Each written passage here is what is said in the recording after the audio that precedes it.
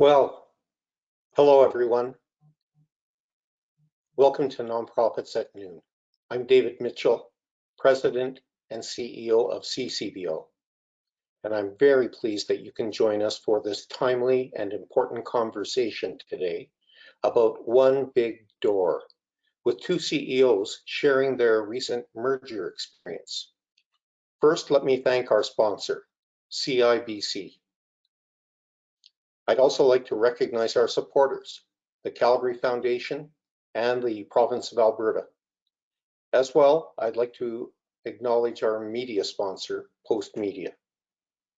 And just before I introduce our special guests to you, please let me advise you all who are participating in this meeting from across the province of Alberta, that a little later you'll have a chance to ask questions and provide comments through this platform.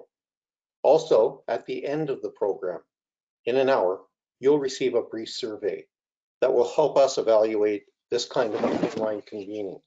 Thank you in advance for giving us your feedback.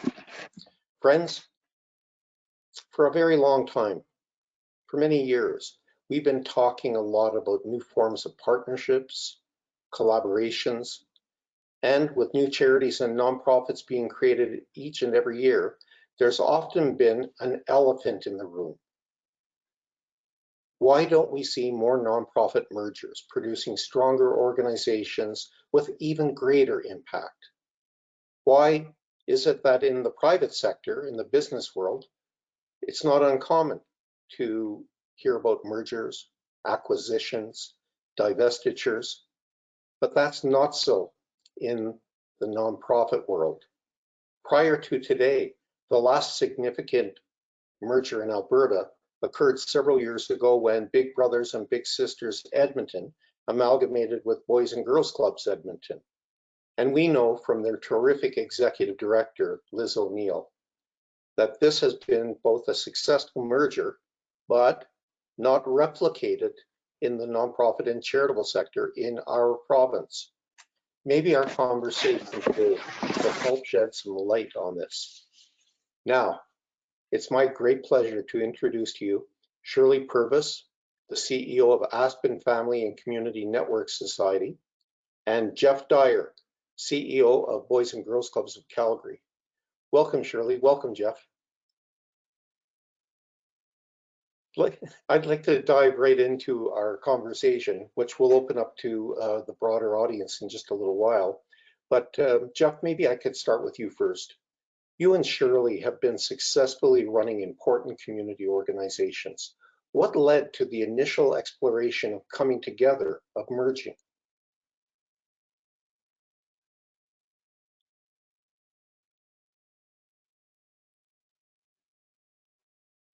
Can everyone hear Jeff? No. Jeff, we need your microphone on. Hey, everybody. Sorry about that. That's okay. If you were playing a drinking game at home, you're welcome to have your first sip on the unmute note. Yeah, no, David, it's a good question. I think there's two real reasons. One is the industrial logic, which I'll get to in a moment, and the other is financial. And so I'll start there because I think it's a little more lifeless. But we were looking at the future of the Boys and Girls Club, and in really meaningful conversations with our core funders, who we were predicting a 4-year funding cycle. And at best, we were seeing that our core funders were going to hold us whole or cap our funding. And against inflation and population growth, we saw that as a 14% reduction over a 4-year period. And so we got really serious about the work we were doing and what impact that would have on us. If you're in the not-for-profit world, you don't have a 14% margin that you can just be easy with. And so we were looking at having to make some really significant, if not catastrophic, changes to continue to deliver services to the young people who came and rely on us. And so we felt like there was a crisis and we didn't want to be in the back seat in that crisis. So we thought there needs to be some bold path forward. There's got to be a different way of thinking of things. And so that got us thinking about mergers, because we felt like if we could find efficiencies and increase the span of management, maybe we could protect frontline service delivery. And that's the industrial logic of it. Industrial for us is the people that we serve. Boys and Girls Club serves mostly young people, but we know that they're integrated in a family unit, and we're not funded necessarily to serve families, and there's often a roadblock agency to agency. And so we felt like maybe it was time to step back and think very differently about the services we offer, and think about the user in a different way, and maybe do something that would transform their experience of us by us supporting the transformation of families, young people, and communities all at the same time. And so there was a crisis, and there was the logic from the people that we serve. Very good, thank you, Jeff. And Jeff, when you refer to a crisis, you're obviously referring to a time previous to the current pandemic, right? How far back would that awareness have come to you that led to starting these discussions with Aspen? So we were thinking about it. It started to emerge for us back in the spring, as we settled into our funding cycle and some reflections. And then it reached a bit of an apex for us in the summer, where no matter how we cut our budget over a 4-year cycle, we couldn't make it work. And yeah, you're right. This is before the pandemic. It's also before the crash of the energy prices that happened before the pandemic. So in some ways, if there was a rationale to do this back then, it's been made all the more pressing in this context that we find ourselves in. This is not an ideal time to merge, frankly, as you can imagine.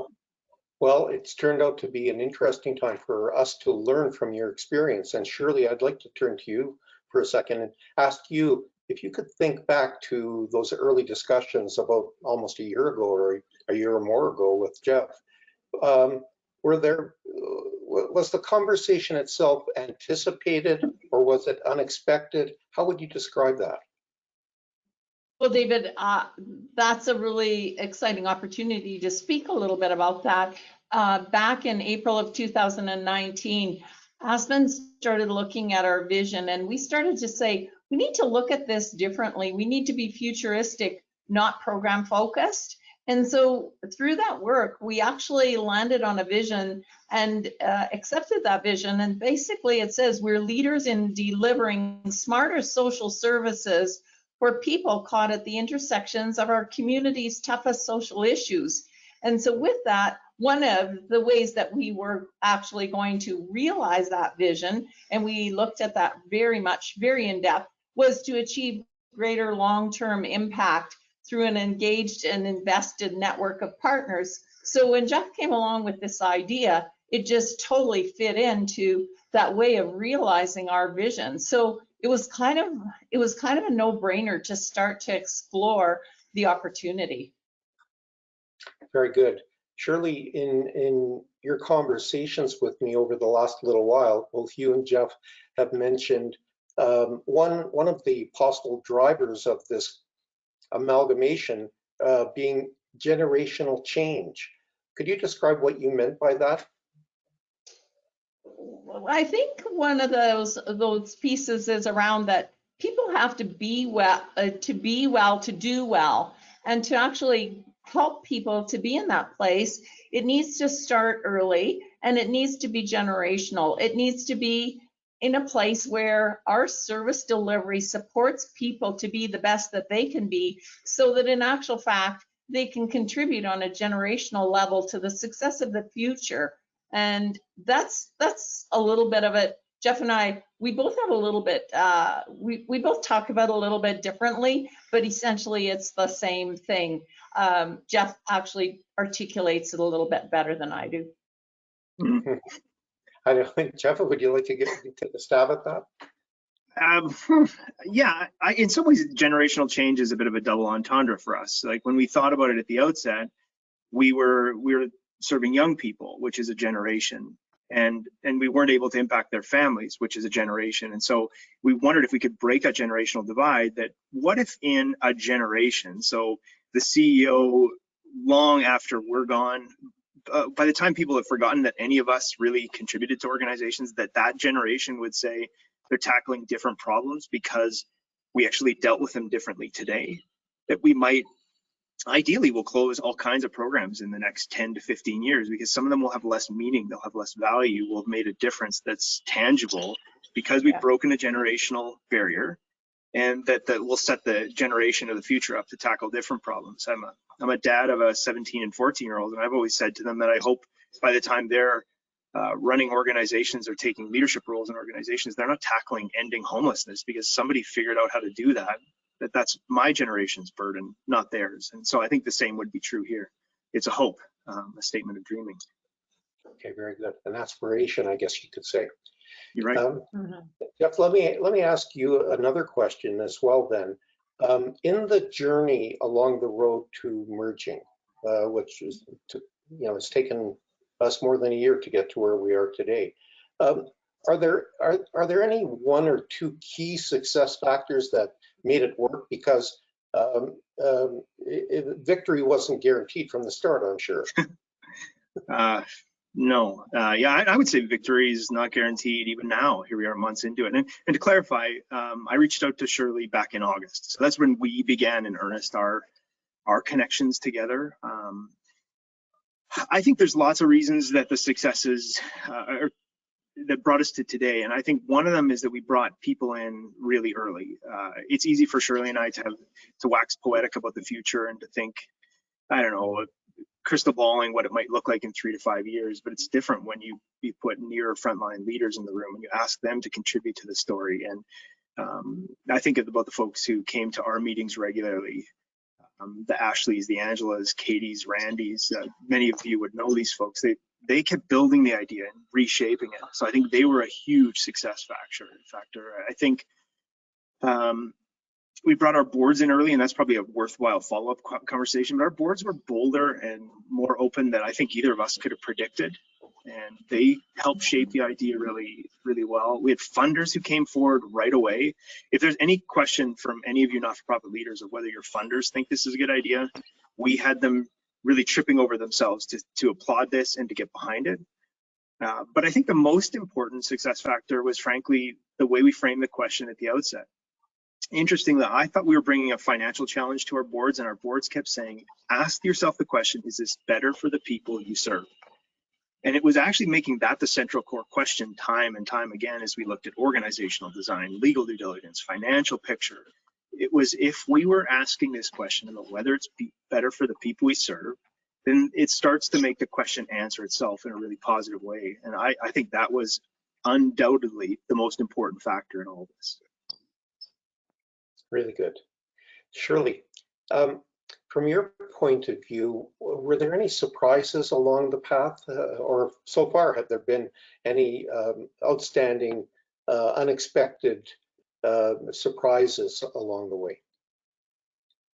Well, there's lots of surprises because we have not walked this path before, and like you alluded to, it's been a long time since nonprofits of our magnitude have actually merged. And so definitely some surprises along the way, some really amazing surprises, how the support that we got from the teams that were doing our due diligence, the support that we got from our board, not necessarily a big surprise, something that we had hoped for, but it was really amazing support along the way.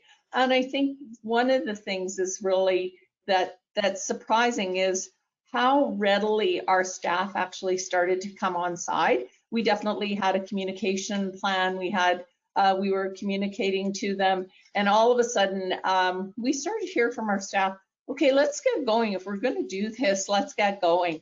And so that really, it was a huge, it warmed my heart because you sometimes think that that might be a difficult thing. And it's not that it's totally easy, but it was really, it was a really nice surprise to actually know how quickly our staff came on side and started to work together. And Jeff alluded to the team that started to, that really contributed significant amount. And it goes back to that piece about families that play together, eat together, work together, stay together. And as our teams started to work together, it was really heartening to see how closely they connected and how much they actually embraced the concept.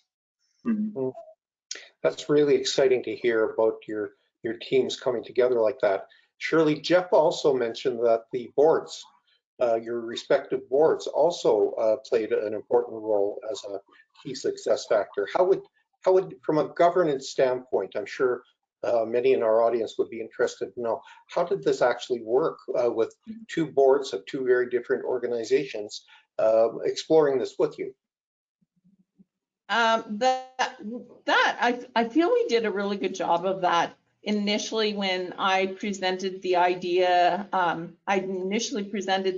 to our board chair, and we had conversation about it and looked at it from a different angles and decided to present it to our entire board for discussion and review. And it was very interesting. Aspen has a very, very strong board that's very, very diverse. So I really had no idea which way it was really going to go. But 100% of our 14 board members embraced the idea and said, let's explore this. This is really great. It's about time. It's about time nonprofits got together, and for us to lead the way. We're really excited to really get behind this concept and see if there is merit in it. So they came on side really quickly. And shortly after those decisions were made, what we did was actually formed a steering committee with 4 members from the Aspen board and 4 members from the BGCC board, with some additional outside support along the way. And it's been that I think was really helpful in continuing to move the concept along and continuing to actually ensure that there was merit and accountability, and to take the end result back to the board for a final motion and vote. That's great. That's a good lesson learned, I think, that you're referring to. I asked earlier about any surprises along the way. What about challenges, Jeff? Were there times when you had to question whether or not this was going to work because there were some obstacles in your path? Yeah, I think the number, first off, and I think we could probably have a whole second lunch to talk about the challenges of trying to merge 2 entities into one in a pandemic. But I honestly think there was one really practical one, and then one that surprised me as a dreamer. The practical one was getting the pace of the board and management to try to synchronize. Oftentimes we'd get together and it felt like one group or the other was running while the other was walking or crawling or pulling back. And that was I never quite put a finger on where people were at and whether we were pacing things right. Right near the end, it seemed to kind of come into synchronicity, but it took a time. And as an idealist, I found that frustrating because we're wasting or spending so much energy and time. That's no critique of the boards. They're not in it all the time. And then we're wrestling with it and getting excited about it and dreaming it into the future. And so that was a challenge for sure. The other is people. I don't know if you've ever been in a board meeting. This is the way I would tell it is, when the moment when you review the minutes of the last meeting. I've been in lots of board meetings. It's almost always a change to somebody's name, the spelling of their name, that they were at the meeting and that they're not on the list, or vice versa. And what I came to realize through this is that people who work in the not-for-profit world or serve on not-for-profit boards don't always put the client or the user or the customer first. We actually put ourselves first pretty often. I was surprised time and again at how we tripped over ourselves. That as much as you try to set aside your role, your title, your future role, your future position in the entity, people look to them, see themselves in it. And so I was surprised on both fronts. I had a colleague who stepped out before we were able to merge. And I was surprised at her astonishing character and ability to set herself outside and keep asking the question, what's best for the people that we serve? And also sometimes when we got ourselves tripped up in it, and as much as we like to speak in the not-for-profit sector that we care about the people we serve, we do, but we also have self-interest that's pretty surprising at times. And I found that frustrating and challenging for sure, all the time. Sorry, that's candid. Yeah, no, thank you for that. Shirley, would you like to add anything to that? Challenges, surprises along the way?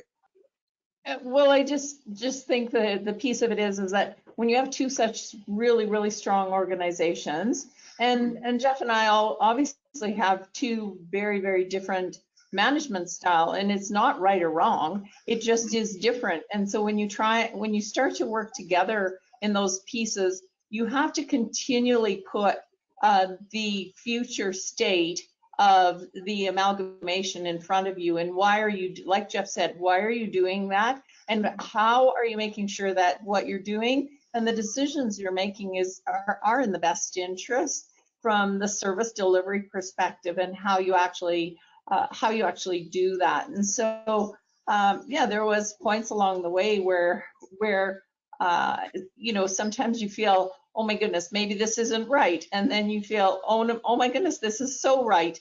And that's, I feel one of the things that I would say to anybody going this road is, don't let those thoughts derail you, that they are normal, because you're making a really, really tough decision and a really important decision.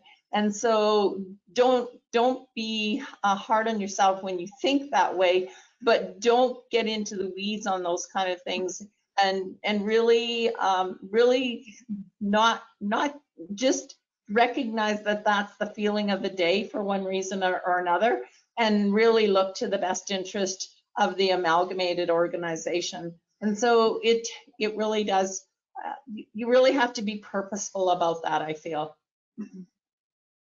Okay, very good. Thank you. Thank you for sharing so candidly your experience on this journey.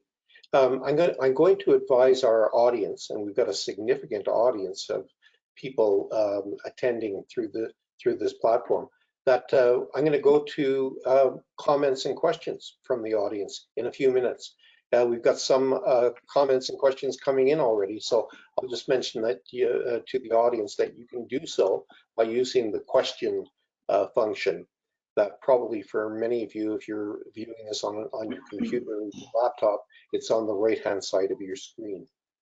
But before I do that, I do have a couple more questions. One big door, the identity of the newly merged organization. Jeff, could you give us the background and explain the new identity? Yeah, it's sort of been a working brand or a working identity for the project. It's not what we're going to call the new entity, because we can't imagine in 3 years' time people understanding what it meant, what's one big door. But really the premise of the idea was that if we thought about the resource pie shrinking, that we were actually making the doorway through which people that came to us for service, making it smaller. And so we paused and said, what if we step back and make it one big door that doesn't matter what door you walk through, that you'll find a compassionate, caring, and very capable person who will receive you. You don't need to know what program you just walked in through. They're the system navigator. They understand how it all comes together. And that one big door would be hyper-local, extremely accessible, that it would break generational divides, as we've talked about before, from a service delivery perspective, and that we would be able to kind of work from strength and reach across this generational divide towards generational change. That it doesn't matter if you came through us in a high school or in a club or in one of the family resource centers scattered around the city, that there is no wrong door, and you've been welcomed in with hospitality, and the person who's received you can help you get to wherever it is you're trying to go. The lightest touch possible, so that we don't become institutional leaders in the people's lives that we serve, but that we actually just support their natural network and help it thrive while they also thrive. Very good. Shirley, do you have anything about this to add about the concept of a one big door? I just feel that it takes away from the challenge of people being siloed into service delivery areas, and it's really exciting for people. We're about people and community, and this is best for people and community. Very good. Now, I mentioned earlier in my brief intro the difference between the nonprofit sector broadly and the private sector, the business world, where mergers are maybe more common. So are acquisitions, divestitures, decommissionings, whatever we want to call them. During this process, Jeff, while you've been working through and towards this merger. Have you developed any insights as to why that is so? Why the nonprofit sector is so different? Yeah, probably more hypotheses than anything that I could validate. But you're right. I mean, every consulting firm has a merger acquisition divestiture arm. In my MBA, it was a whole course. It was talked about constantly. I think there's two reasons why. One, I think in the not-for-profit world, we hold ideas and ideals really tight. And so we often can't disassociate ourselves from the impact that we need to think about 10 years out or 20 years out. And so we hold these things and our people, and we almost own service delivery a little too tightly to be reflective and dispassionate. I think the other is that in the for-profit world, there is a financial benefit to merge. If you've been acquired, you get a payout of some kind. If you're acquiring, you have a bigger portfolio and you're probably going to be compensated for it. And so there's a financial benefit that becomes quite clear, makes it quite black and white. You might be frustrated with it, you might be angry about it, but your bottom line in your personal life is probably going to positively be impacted. That is not the case here. So it's entirely a different motivator. And so to untangle yourself from the protection we have around brands, service delivery program types, those we serve, and think dispassionately in a non-monetary way is actually kind of tricky. I suspect that's the why. I also think it's a bit embarrassing, frankly, because if we're really, really honest about it, there should be a lot more of this. We shouldn't be claiming a merger from 10 years ago as the best example. And I hope that in 10 years, you're not referencing this as the most recent. There needs to be way more of this rapid change. I think we're in a season of extreme transformation, and we've got to welcome it. Very good. Shirley, what do you think about that? You know, in the sense, if assuming that the One Big Door initiative that you and Jeff have been working on is successful, do you think there's the possibility that this might spur other nonprofits to examine this kind of a partnership? Is that in your experience likely? Likely, that's a really tough question, David. Likely, I don't know if it's likely, but I hope that it is. I hope other people will see from our example, and I hope other people will start to think about people, about being and delivering smarter social services, interconnected, collaborative, ways of being intelligent about our service, so that we really are doing the best that we can do. We need to quit thinking about our clients. So often I hear people talk about our clients. They're not our clients. They're people who are participating in our programs. They're people who had to access our service deliveries, but they're people. They're not ours. And so I find, and I've been in this business now for 22 years, and I have to tell you that the day I started in this business, that term actually bothered me, our clients, because they are people. They're not ours. We don't own them. And so as nonprofits, we have to give up on that and start about thinking about what are we doing for people and how are we bringing that together. And that would be my challenge to people. I know that Jeff and I are both open to talking about further continuing and bringing people alongside of even the work that we've already done. So we're open to that. We hope that it will continue. Mm-hmm. Very good, very good, and we're all cheering for that as well. So we're counting on the continued success of this initiative you've got going here. Yep. Yeah, we are too. Now I'm going to go to some of the questions that are being asked by our audience, and while I do that, I'm just going to remind those who are participating in this broadcast that you can make comments, ask questions, and I'll do my best to get to them. Jeff, maybe the first one I'll direct to you. And sure. Here it is. Knowing what you know now, is there anything you would do differently? Yeah. I still feel pretty cloudy. I feel like it's not crystal clear that, you know, people talk about hindsight being 20/20. It's never been for me. It's at best been a little better than I had at the outset. I think what I would have done differently right now is I would have tried to settle people as much as possible to make sure they understood how they would fit into the future, and to clarify that as much as possible. Yeah, to put people at ease, and because I think then their best self can come forward if we can help people relax a little bit. When this whole project started, our board was probably 3 months ahead of the Aspen board. Just we were talking about it a little bit earlier, and so our board had already decided that we're going to put the brand on the table. We're going to put our board seats on the table. We'll be open to it. Like, this is a pure merger. It's a formation of something new. But when you do so much of that, you actually unease people as well. You've unsettled them. They don't know. So is everything on the table? And I think if we could have made it clear for folks what their role might be and how we clarify those things going forward, I think that would have helped people out. Yeah, that's probably what I would say. Okay. Shirley, here's one for you. And by the way, the audience is expressing a lot of appreciation and offering thanks to both of you for sharing your perspectives. Shirley, this question asks, if we are in the initial stage of considering a merger or partnership with another agency, do you recommend we hire a facilitator or consultant to assist with this initial phase?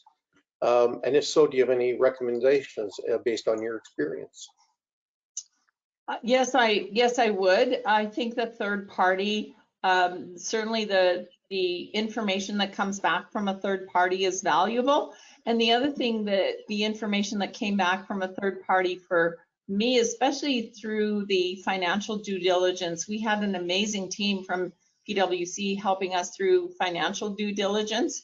And it really helped to actually settle things and help me to understand things and have even a strengthened and deepened assurance that this was the right thing. Because you can think it's the right thing from your head and the emotional perspective, but then really from the perspective of, is this really, are we being accountable? Are we being accountable for the contracts we hold? Are we being accountable to our donors and our funders and our staff?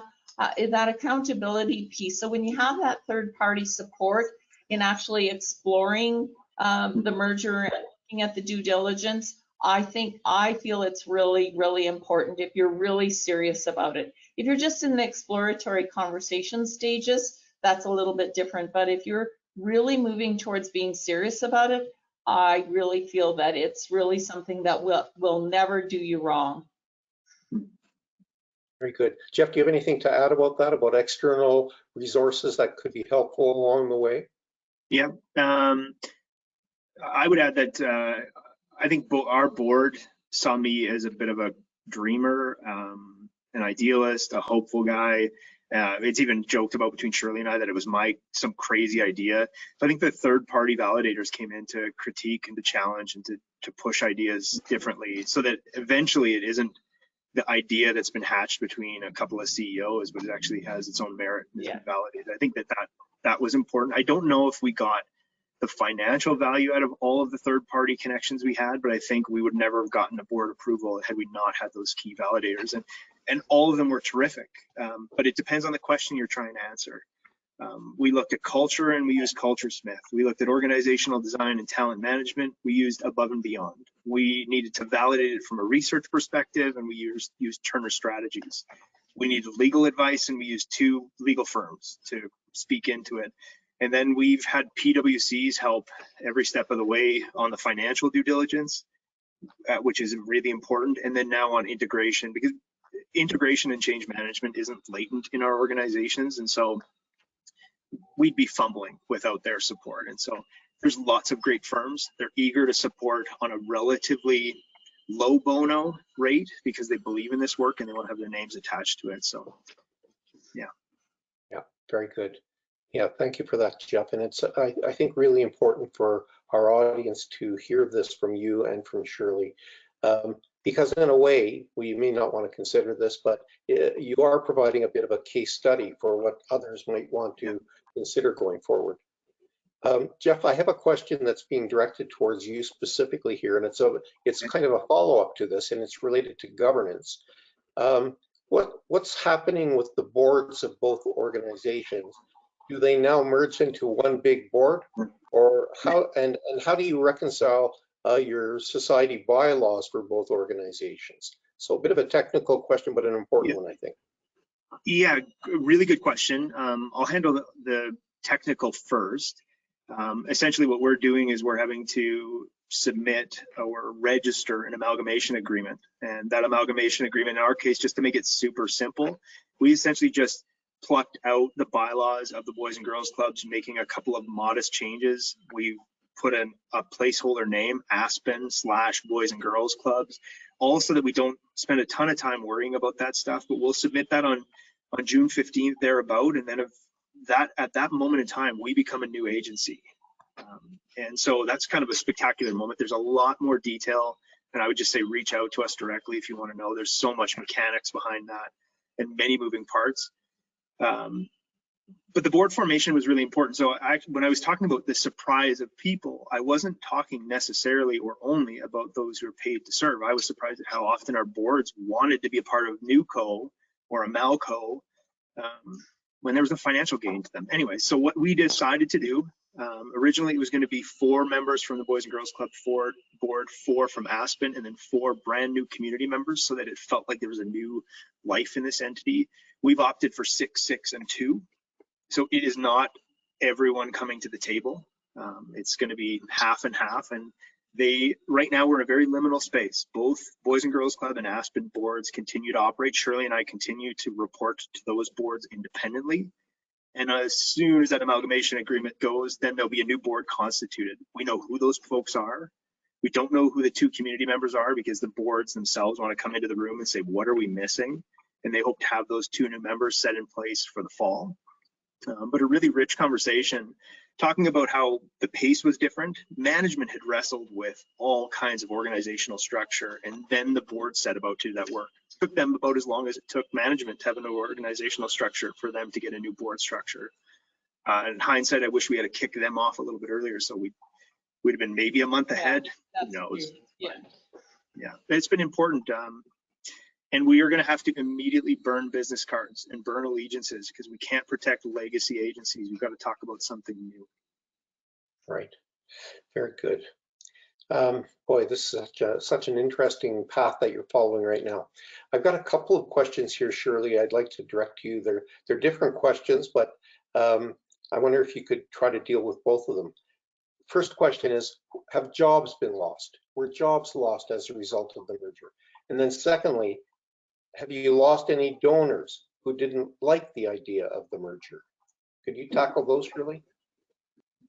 The jobs piece, certainly the whole new structure of the newly amalgamated organization, it's still in process. And so we're working out, are there duplication in some, mainly in back office and middle management position.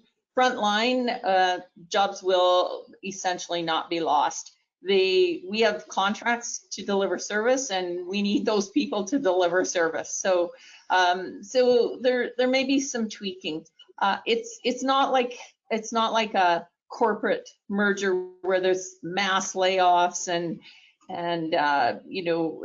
rehires and all of that kind of stuff. So we're really trying to be as strategic as possible, respectful as possible, and honor people. So it's a work in progress is what I would say. I hope Jeff agrees with that.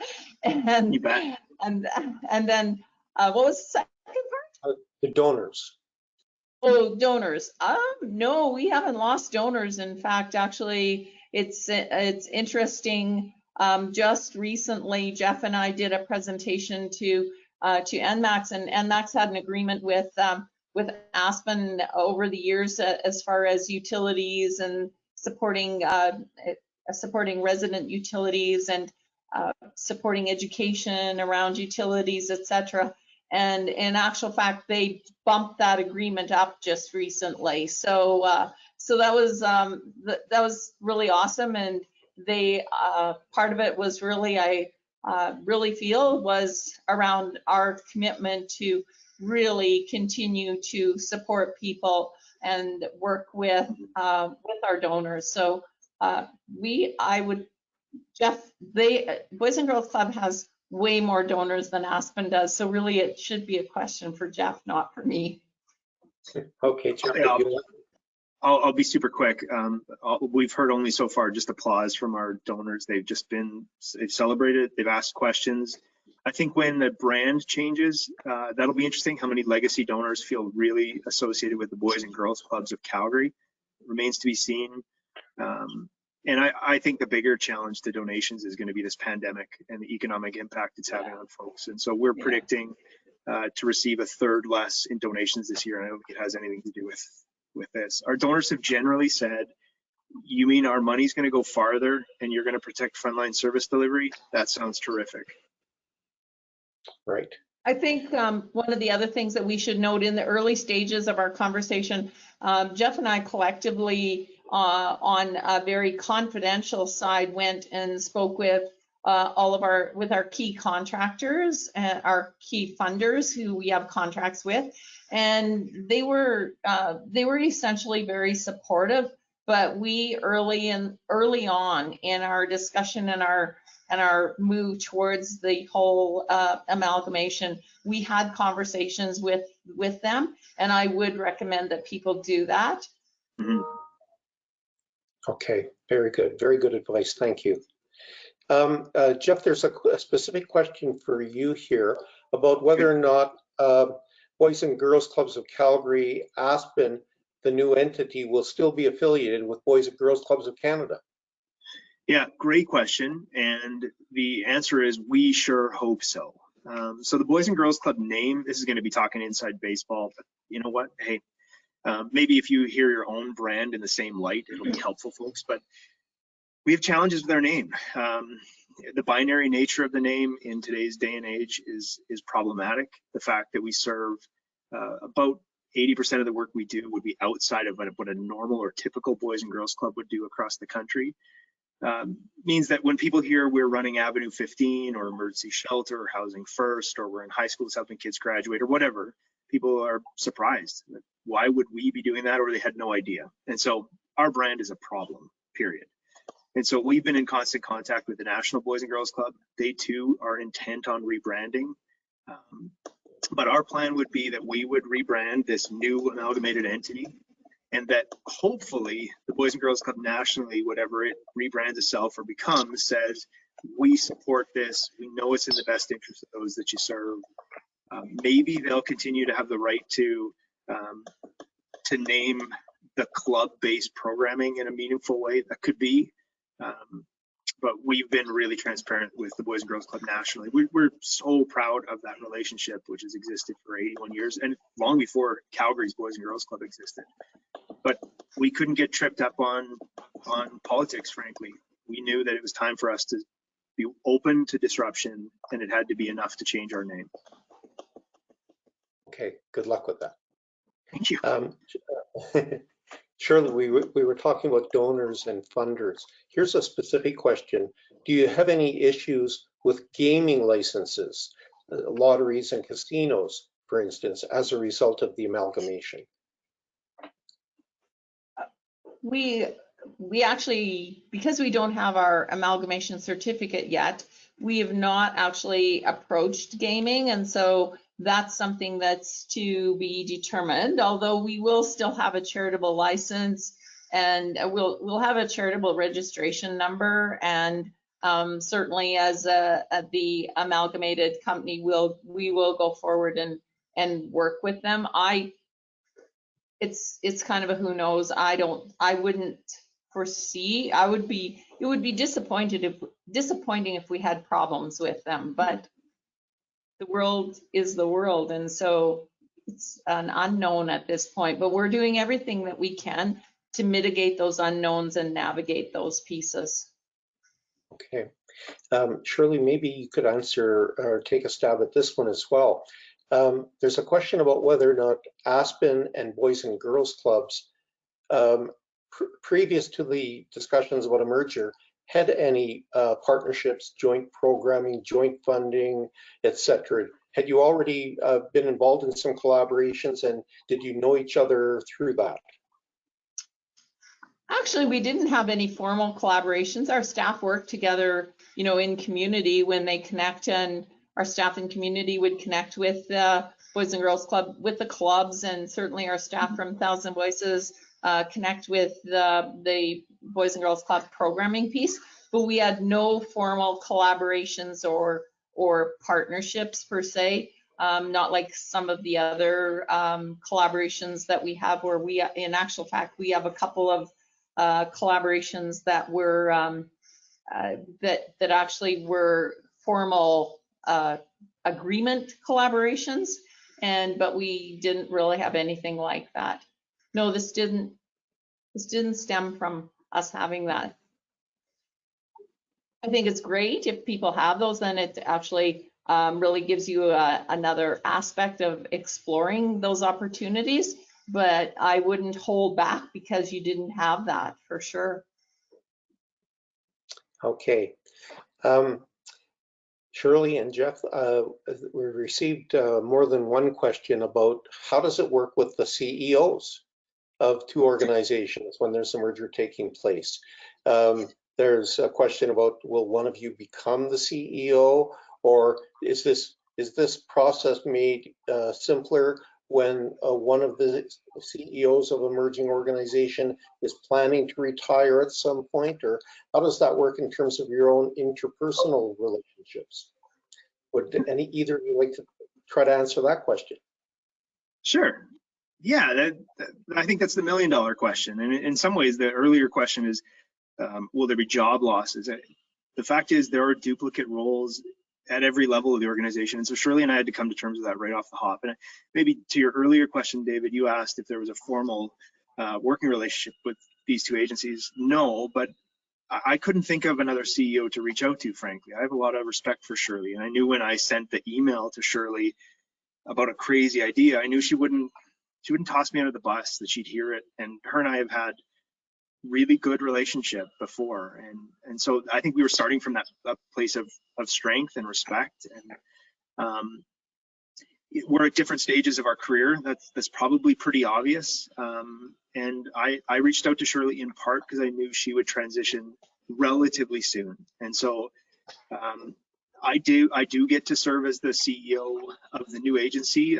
I would call that board meeting by board meeting. Any CEO on this call would know that we're always being evaluated on whether we can deliver on the vision we have. But I get to take a first kick at it, and Shirley's going to play a key lead strategic role to be an advisor and a support to me on things that I don't know anything about. And there's so many gaps in this new agency to lean right from the get-go. And so we were able to answer that question early on, but I would say it's an evolving conversation of what role Shirley will have and where I see gaps that I can't possibly cover, and she'll be ready to sort of jump in and help me out.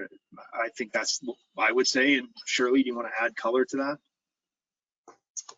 Well, I would just say that Jeff and I had a very, even though we have two different styles, and we have that vision, and it is a really strong vision about creating something that is going to make a real significant difference for people. And so I think, you know, sometimes we may have, you know, there's of course difference of opinion, but we've developed such a strong relationship. We have that capacity to say, what do you think? What do you think? What do you think? And then really have a really solid discussion around some of the pieces as we go forward. And so that has really been really exciting for me to think that we could build that, and we could have those kind of conversations around. And it's not, we both have been able to let go. And that's one thing, that if you're going to do this, you have to let go of what did Aspen do, what did BGCC do, from the perspective of that's what the new amalgamated company should do. It's like, we need to talk about those things, but this is our experience. But does it really, what does it add to the new entity? And what is there one piece that is actually going to make a bigger difference for the new entity? Or is there something that's around combine? Or is it the opportunity to do something totally different? So we've been able to have those conversations along the way, which has been really, I think it's really, really, really powerful when you can really understand that having the capacity and having the willingness to have those really tough conversations together in light of making a difference for the amalgamated company is really seriously important. Mm-hmm. Very good. Very good. Jeff, there's a question here that kind of builds on what Shirley's just been talking to, and it has two components. One is financial, one is social. On the financial side, is the merger going to result in net cost savings? That's the first part. On the social side, the question is, do you anticipate any enhanced or increased outcomes? Could you look at those two sides of the coin? Yeah, and I would say right now what the place we're at is that we've got a hypothesis that's been validated, but now time needs to play out.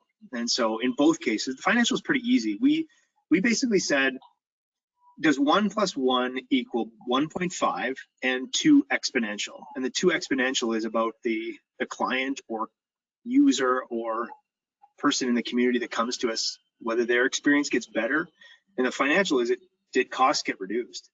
And so our goal was to address that really transparently and confidently, and we've netted that we believe there's close to $3 million in net savings on a $30 million. So we're 19 and 11 coming together is 30. We anticipate a $3 million cost savings that we want to redeploy, and we want to redeploy it to pay our staff better, so that they can see careers out of this in a more natural way, that we can wildly increase research and evaluation so that we can measure outcomes, so that we don't just anecdotally tell stories about the successes that we have, but that we can prove them out.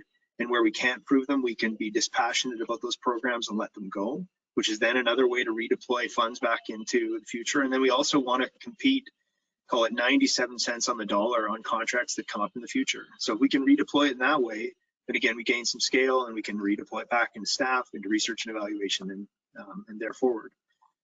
So yeah, we would say that 1 + 1 has equaled at most 1.8. So that's good.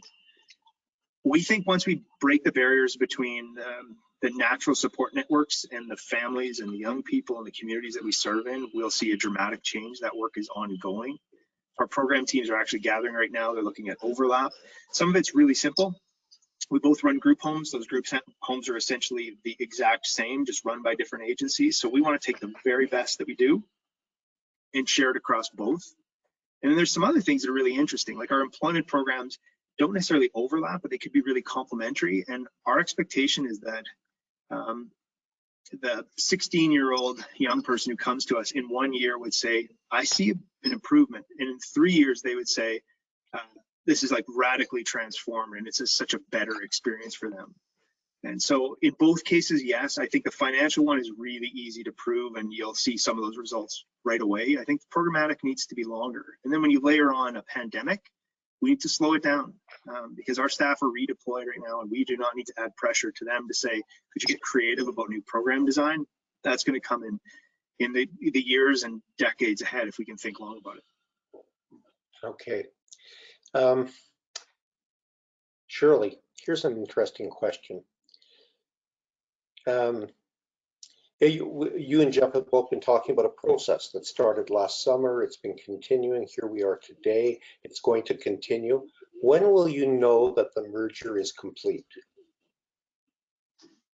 Oh, well, if you just heard what Jeff said about all of those pieces, the merger, there's two ways of looking at that. The merger is complete once we get the certificate of amalgamation back, but is the merger complete from the perspective of the service delivery and the collaboration and really effectively making a change that we hope to see, or that we're very confident we can see with the amalgamated company? So that it's going to take I would say it's going to take us 2 years to really start to see the impact and really make sure that you get our staff teams are all 100% comfortable delivering service, and that we have service delivery aligned so that the service delivery, internal service delivery, is integrated and collaborative as well. Because sometimes even in a lot of nonprofits, and Aspen's done a lot of work in this area as far as making sure that our internal supports and services are integrated, collaborative, and working together in the best way for the person. And so that's going to take us a little bit of time, because when you think about the number of staff, all of a sudden it's really an increase in the number of staff. But the really cool thing about it is that we have done some of that work, and Jeff's done a lot of similar kind of work. And so bringing that work together, we don't feel like we're starting from zero. So as far as my estimate, it'll be I would say we're 2 years out to saying we can see some amazing things here. But we're certainly going to be able to start to milestone those things along the journey. Very good. Very good. Thank you, Shirley. Now we're running out of time, and we're going to end on time. We've had a lot of great questions, as you can tell, from our audience right across the province. Sorry I didn't get to all of the comments and questions, but I managed to sample a good variety of them. I want to ask both of you to make a brief concluding comment, and maybe Jeff, we could start with you. And what I'd like to ask you to do briefly is to share with our audience, and especially for any nonprofits or charities who are contemplating going down a similar path, what would be a key lesson learned so far for you? Yeah, you bet. I would do the thing that we all feel afraid of doing. I would tell our boards the truth. I would tell them candidly what the disruption we were experiencing. I'd get realistic about it. And I would say, essentially, Houston, we've got a problem. And we don't need to be afraid of that problem. We can get ourselves in the driver's seat if we can get really realistic about it. And then put all kinds of things on the table: mergers, acquisitions, divestitures. What about turning your agency over to somebody else? What about refining your service delivery right down so that it's narrow and boutique and spectacular? But let's be honest first. And then at each point along the way, constantly ask yourself the question, is this better for the people we serve? Not the people who are in the room, the people we serve. I think that's what I'd take away. Very good. Shirley, lessons learned. Lessons learned. I just think there's a great opportunity in really thinking about how people receive services, and thinking about making sure that we're doing the right thing right for people. So I think that's a lesson that we have learned, that we can do that. And so it's not always about just responding to what we're asked to do. It's also about responding to what we know the right thing, what we know the right thing to do is. And so really making sure that we are doing the right thing right. Okay, very good. Excellent, in fact. Shirley, Jeff, thank you both. Thank you both for your leadership and for your courage. And good luck with the One Big Door initiative. It's so exciting to hear you speak about it so candidly. I know I'm speaking for our wide audience and saying that we really appreciate the learnings that you shared with us. I'd like to thank everyone who participated as well, and remind you that you're going to get a brief survey just to tell us how this worked for you, because we're experimenting as well at CCVO, as well as all of us, with this kind of online convening. Thanks as well to our sponsor, CIBC, to our supporters as well. And please indulge me in letting me thank our terrific team at CCVO for helping to deliver this virtual edition of Nonprofits at Noon. And with that,